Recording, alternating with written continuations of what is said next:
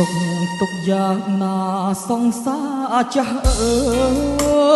យបែកគ្នាយូរហើយក្រោយពេលអូនឃ្លាតពីស្រី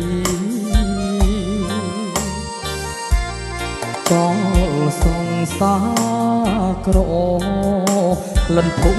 ក្របីស្រវាអ្នកថ្មីព្រោះតែដុល្លារ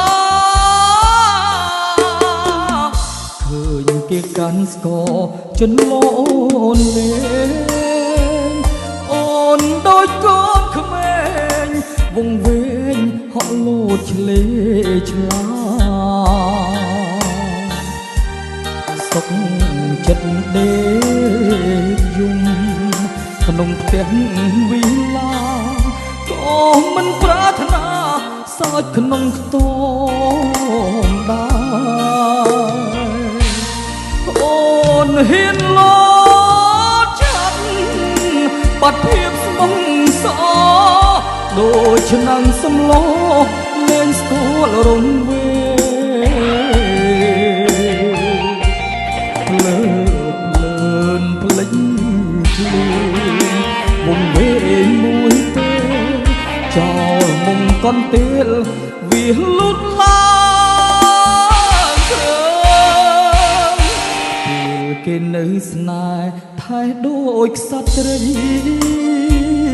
ពេលអូនអស់នៃ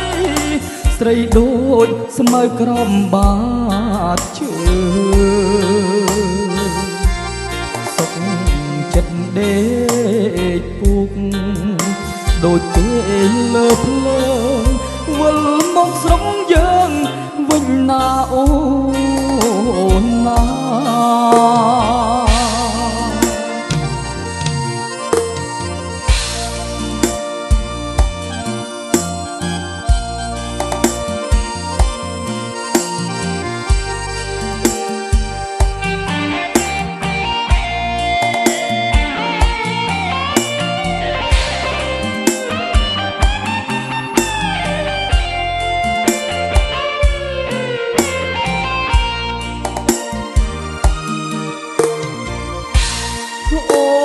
ហ៊ានលោ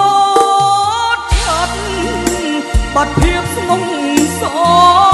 ដូចឆ្នាំងសំឡោលែងស្គាល់រងវេភ្លើតភ្លើនភ្លេចខ្លួនវងវែងមួយពេ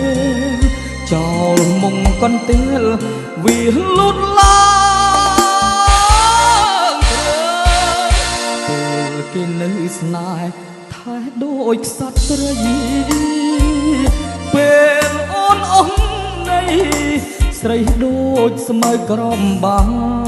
តជើបើពុកអូនគេ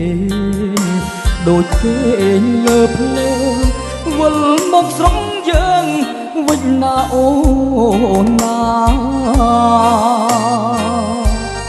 បើពុកអូនគេដូចគេលើភ្លើងវិលមកស្រុកយើ